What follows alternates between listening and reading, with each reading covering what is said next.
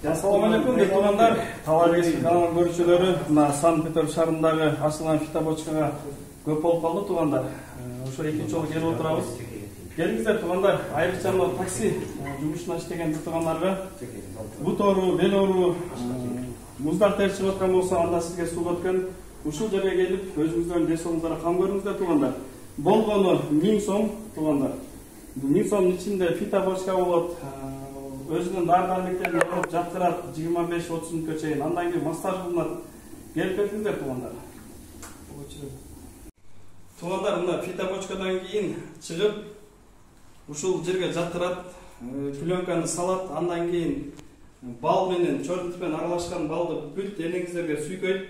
Анан могут одеял менен жаап 20 мүнөттөн 25 мүнөткө чейин ушуну жаттырып коет туугандар. Бул сууктарды аябай чыгарат. Простатит, бут оору, бүт денедеги суу өткөндөр баардыгын чыгарат туугандар. Мындан кийин массаж кылат.